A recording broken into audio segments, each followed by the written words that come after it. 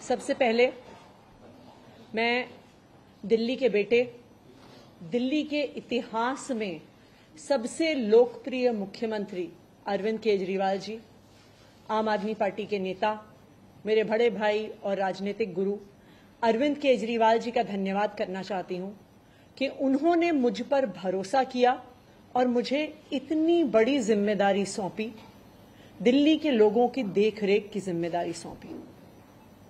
लेकिन आज मैंने मुख्यमंत्री के तौर पे शपथ ग्रहण जरूर किया है, लेकिन ये मेरे लिए, हम सबके लिए एक बहुत भावुक क्षण है जब अरविंद केजरीवाल जी दिल्ली के मुख्यमंत्री नहीं हैं।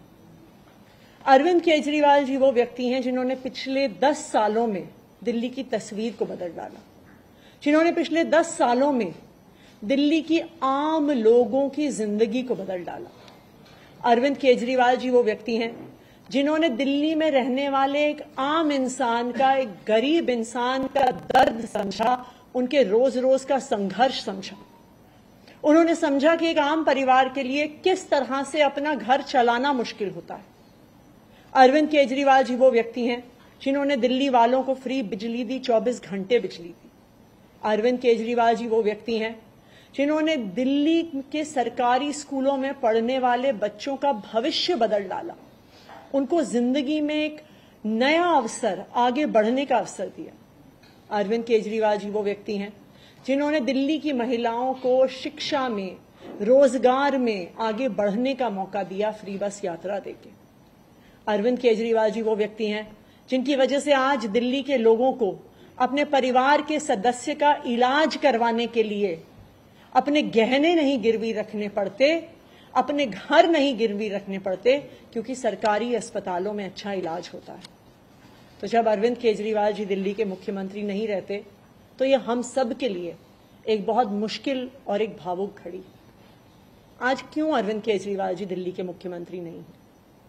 क्योंकि भारतीय जनता पार्टी की केंद्र सरकार ने अरविंद केजरीवाल जी के खिलाफ षड्यंत्र रचा, उन पर झूठे मुकदमे लगाए, उनको इन झूठे फर्जी मुकदमों में गिरफ्तार किया, उनको 6 महीने से ज्यादा जेल में रखा, उनको तोड़ने की, उनको दबाने की हर संभव कोशिश करी। लेकिन अरविंद केजरीवाल जी टूटे नहीं, अरविंद केजरीवाल दबे नहीं।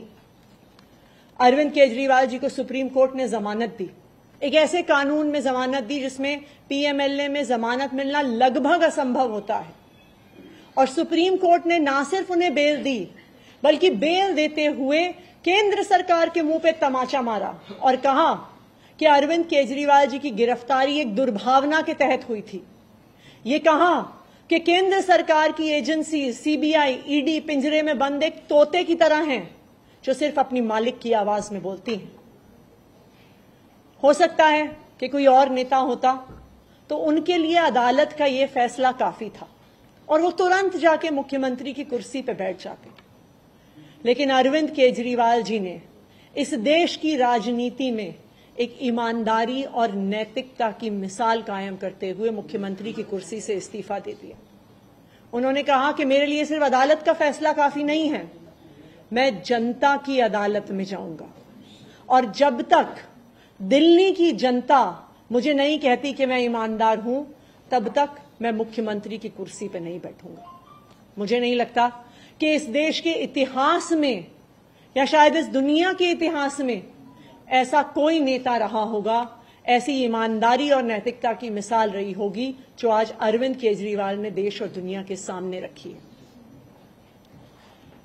अब हम सभी दिल्ली वालों को मिलकर एक ही काम करना है, अरविंद केजरीवाल जी को फिर से फरवरी में होने वाले चुनाव में दिल्ली का मुख्यमंत्री बनाना है। अगर दिल्ली के लोग अरविंद केजरीवाल जी को दिल्ली का मुख्यमंत्री नहीं बनाते तो जो फ्री बिजली आज दिल्ली वालों को मिल रही है, भारतीय जनता पार्टी अपना षड्यंत्र रच के उसको खत्म कर देगी। जो सरकारी स्कूल अरविंद केजरीवाल जी ने सुधारे हैं वो फिर से बदहाल हो जाएंगे, मोहल्ला क्लिनिक बंद हो जाएंगे, अस्पतालों में इलाज बंद हो जाएगा, महिलाओं की फ्री बस यात्रा बंद हो जाएगी। तो 2 करोड़ दिल्ली वालों को मिलकर फिर से अरविंद केजरीवाल जी को दिल्ली का मुख्यमंत्री बनाना है। अगले 4 महीने के लिए मेरा यही काम रहेगा कि जो दिल्ली वाले परेशान रहे पिछले 1-1.5 साल में, जब से भारतीय जनता पार्टी का षड्यंत्र शुरू हुआ, जब से भारतीय जनता पार्टी ने एक एक करके हमारे नेताओं को जेल में डालना शुरू किया, जब से भारतीय जनता पार्टी ने एक एक करके हमारे मंत्रियों को जेल में डालना शुरू किया, जब से भारतीय जनता पार्टी के एलजी साहब ने दिल्ली सरकार के काम रोकने शुरू किए, आप देखिए पिछले 2 साल में भारतीय जनता पार्टी ने दिल्ली वालों को परेशान करने में कोई कसर नहीं छोड़ी। जब से अरविंद केजरीवाल जी जेल गए, दिल्ली वाले भी परेशान हुए। भारतीय जनता पार्टी ने दिल्ली वालों के पानी के बिल हम ठीक करना चाहते थे, उन्होंने उस काम को रोक दिया। भारतीय जनता पार्टी ने जो सड़क के रिपेयर के काम है वो रोक दिए। भारतीय जनता पार्टी और उनके एलजी साहब ने अस्पताल में मिलने वाली दवाइयां रोक दी, अस्पताल में और मोहल्ला क्लिनिक में टेस्ट रोक दिए, दिल्ली से कूड़ा उठना रुक गया। लेकिन मैं आज आपको आश्वासन दे रही हूं कि अब अरविंद केजरीवाल जी जेल से बाहर आ गए हैं और उनके मार्गदर्शन में दिल्ली में कूड़ा भी उठेगा, सड़कें भी ठीक होंगी, पानी के बिल भी ठीक होंगे, दिल्ली में जो सीवर की समस्या है वो भी ठीक होगी, जो दवाइयां नहीं मिल रही हैं उसको भी हम ठीक करेंगे। मैं दिल्ली वालों को यह आश्वासन देना चाहती हूं कि अब अरविंद केजरीवाल जी जेल से बाहर हैं, भारतीय जनता पार्टी का कोई भी षड्यंत्र हम सफल नहीं होने देंगे।